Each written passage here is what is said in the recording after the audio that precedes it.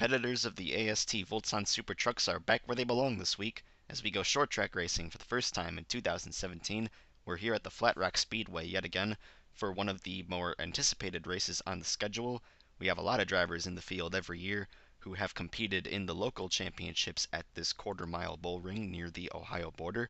And every time we visited, we've been treated to the fantastic racing that the local crowd here comes back for each and every weekend. 31 trucks were entered for today's event. That's more than any of the past 3 races here, meaning for the first time in series history there are going to be DNQs for the race. Ronald Way, one of the hometown racers, was the first driver to miss the cutoff line in time trial qualifying. He ranked 26th out of 31. Jenny Jackson right behind him, and Alex DeFranco, after a great race at MIS, also going to miss the show. Same with Jackson's teammate Jeffrey Jackson. There will be no homegrown racers trucks taking the green. Camden Rhodes, who has been one of the most consistently fast drivers in this series, also fails to qualify in the Operation JM SAR, and Nick Moss was the slowest truck of the weekend for the second week in a row. It's a big disappointment for all those teams that they won't even have a chance to take the green, but we still have a field of 25 trucks ready to contest 100 laps here at Flat Rock.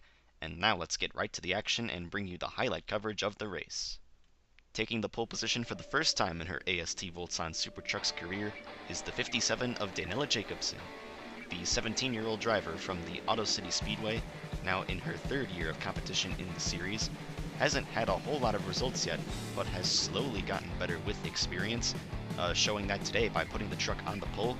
But she's going to lose the lead on the first lap to Brian Kelly, who started on her outside. Kelly, the more experienced Rockford Speedway racer, is going to bring his teammate Wilson Timothy with him into second place. The 2 Binford Racing Team trucks started in 2nd and 4th on the outside row, and they have already moved themselves into the lead of the race, which is not necessarily an easy feat, because as you can see from this shot, the 2 racing lines here at Flat Rock are very evenly matched. It's not uncommon to have races start where no one in the front row actually takes the lead for many laps on end, and everyone behind second place is still battling side by side as if the race just started.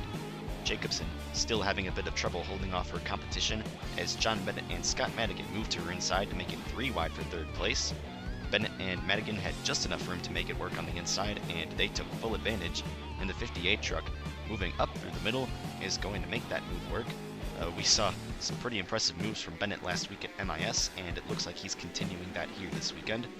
Right behind them, we have another 3-wide battle for position between Amberly Weiss, Bailey Bliss, and Brianna Princehorn. Bliss in that pink 89 truck in the middle, making her first start today. She was very fast at MIS, but was involved in a rather frightening crash in her heat race. Fortunately, she's made the race this weekend and is currently running in the top 10, but she's going to run into trouble when Brianna Princehorn leans on her back bumper going into turn 3 and spins the both of them up into the outside wall.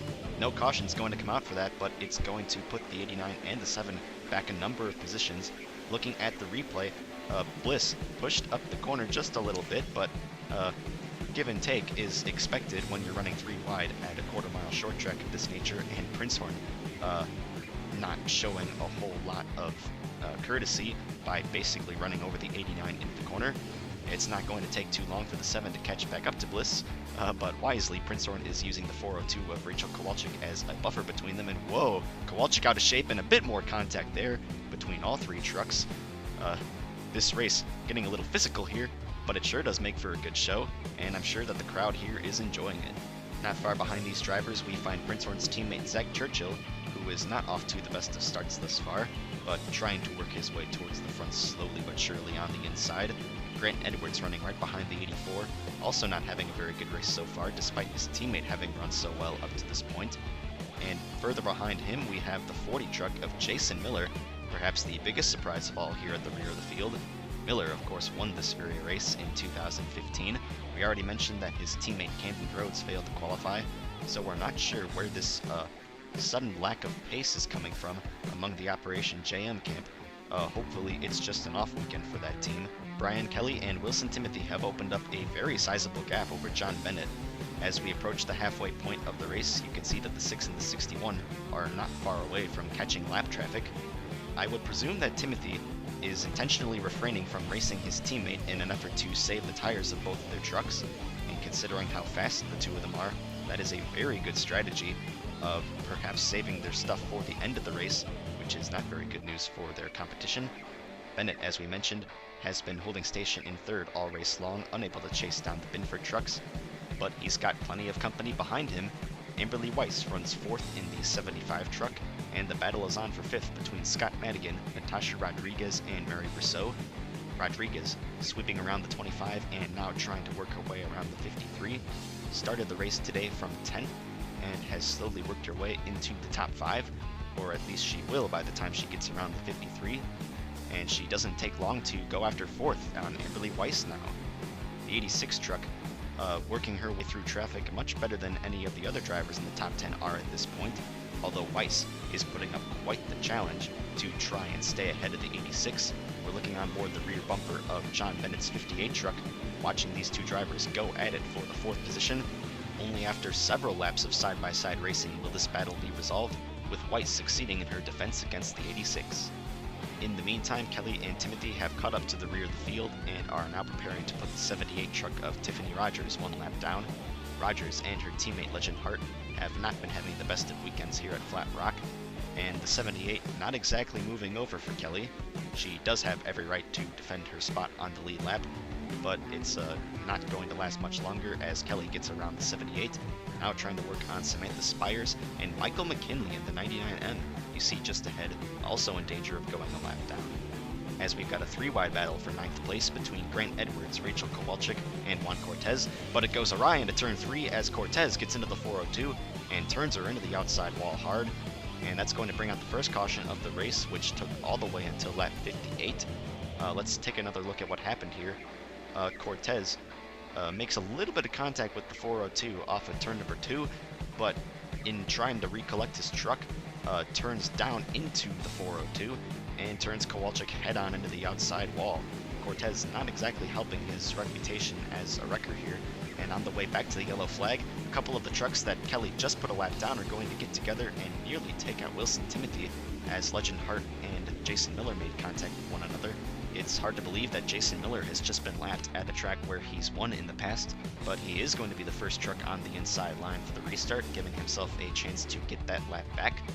Kelly, on the other hand, wants to keep as many buffers in between himself and his competition as possible, and the 6th truck is going to pull ahead on the restart once again, leaving Timothy to deal with the 40 and the rest of the lap trucks, which includes Michael McKinley, speaking of drivers who you wouldn't expect to find off the lead lap, and his bad race is not going to get much better here as he gets turned around by Samantha Spires off of turn 2, and Chase Eberhardt decides to join in the party late there. McKinley, another driver having an uncharacteristically poor run, likewise with Samantha Spires, the former Fart Truck Series driver. Kelly is going to try and get away from the field once again on the restart, but this restart is not even going to last one corner as Ben Maddox gets shoved out of line and spun into the turn 2 wall, making light contact with the rear of the truck. There was a bit of an accordion effect there into turn 1 on the restart, and unfortunately for Maddox, his truck was the one that had to give. And once the race gets back underway, the Binford teammates are going to get right back to work, attempting to pull away from the rest of the field. Managing their tires for the first half of the race has appeared to have worked wonders for the 6 and the 61, as they are still uncontested as the 2 fastest trucks of the race. But we've got quite the battle for 3rd, which is still being held by John Bennett, but in the midst of all this lap traffic, Amberly Weiss is going to find her way into the middle and try and take the 3rd position away. Natasha Rodriguez runs in 5th place right behind them, and Weiss pushing up into the 58 a bit through turns 3 and 4, and Bennett gets shoved into the outside wall. I'm sure that he did not appreciate that from Amberly Weiss very much, but he's going to get together with Grant Edwards now, and they're both in trouble off turn 2, bringing out the caution for the 4th time today. Let's take a look first at what happened in turns 3 and 4, with Weiss pushing up the track just enough to get into Bennett, and he gets shoved into the outside wall, making a bit of contact with Scott Madigan, who then turns him and Edwards hard into the outside wall off of turn 2. Edwards goes flipping down the backstretch, while the 58 is embedded in the barrier. Let's take a look at what happened to the 79 here, minding his own business on the inside and abruptly getting turned up into the outside wall.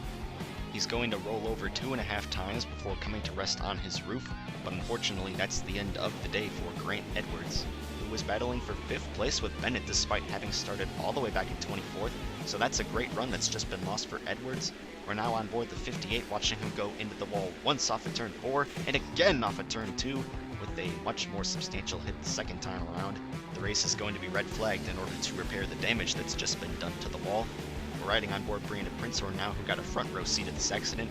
She just saved her own truck from nearly wrecking in turn 1 after she made a mistake on corner entry, and then out of nowhere, an upside down 79 truck gets thrown into her path, and she's going to make light contact with the roof of Edwards' truck, managing to drive it away. Princehorn will continue on while Bennett and Edwards clearly are done for the day.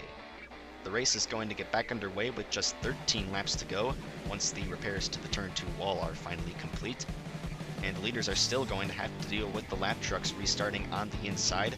And now we got a battle for the lead as Wilson Timothy has made a move to the inside of his teammate through turn 4. The Binford trucks now battling for the top spot with the lap truck of Jason Miller on their inside. Miller wisely backs out of it though and lets the two leaders race. And Timothy's got his teammate cleared off of turn 4. The 61 truck hasn't challenged for the lead all race long. He's been quite content to run behind the 6 truck. But there are now 10 laps to go as they come across the line this time by. It is go time, and it looks like we've got a showdown for the win between Wilson Timothy and Brian Kelly. But Amberly Weiss wants to make that a 3-truck showdown for the win, as she has not lost sight of them, still running right behind the bumper of the 6 truck. Weiss has never won a race in this series before, and neither have the 2 drivers running behind her. Natasha Rodriguez is still in 4th, just ahead of Mary Brousseau, who runs 5th, and they're all having to deal with this lap traffic, battling for position amongst themselves. Michael McKinley's making it 3 wide now with Rodriguez on the outside, and he pushes up into Legend hard through turn 4. They all get loose, but keep it together, and luckily for Rodriguez, she doesn't lose any ground, but that was near disaster for the 86 truck, as Timothy tries to pull away from his teammate, but there's no way that Kelly is going to let him go. The 6 truck has finished in 2nd and 3rd on many occasions in this series, but has yet to score a victory, and the yellow flag is out. The caution is out again, with just 5 laps to go as Timothy crosses the line, and it looks like the race is going to end behind the pace truck. And that's got to be a big letdown for everyone in the grandstands here at the track, as it was shaping up to be a fantastic battle to the finish, but it looks like Wilson Timothy is going to become your victor. Let's take a look now at what brought out this caution flag. Through turn 2, Scott Madigan's going to push up into Tiffany Rogers, and that turns Zach Churchill around off the corner and into the wall. Churchill had worked his way all the way up into 6th, having a quiet but great run of his own, but unfortunately there won't be much to show for it now, after Scott Madigan causes 2 accidents in a row in the exact same fashion. Apparently he didn't learn from the red flag that he just caused, and racing back to the yellow flag, there's a bit more beating and banging back here in the midfield. But once again, Wilson Timothy is going to complete the final laps behind the pace truck, and for the 2nd time in his Voltson Super Trucks career, yes, pace trucks can totally do that, he's going to take the checkered flag. Congratulations to everybody on Binford Racing Team. This race could hardly have gone better for the Detroit-based operation, with its 2 trucks running in 1st and 2nd from start to finish. And after leading 88 laps out of 100, I'm sure that Brian Kelly can't help but be somewhat disappointed with this result, although it's still a great way to get his season back on the right track after losing an engine at MIS. Amberly Weiss comes home in 3rd after a strong run from her all race long. Natasha Rodriguez in 4th scores her first top 5 result in only her 2nd start. Mary Brousseau rounds out the top 5 with John White having quietly worked his way all the way up into 6th after having essentially been nowhere all race long. Scott Madigan finishes in 7th for the 2nd week in a row, but I would imagine that the drivers whom he wrecked are none too impressed with the way that he drove towards the end of the race. Bailey Bliss recovers from her incident early on in the race to score an 8th place finish in her first start in the series. Ben Maddox recovers from an incident of his own to finish in 9th, and Connor Coda, starting just this race and this race only for the 2017 season, rounds out the top 10.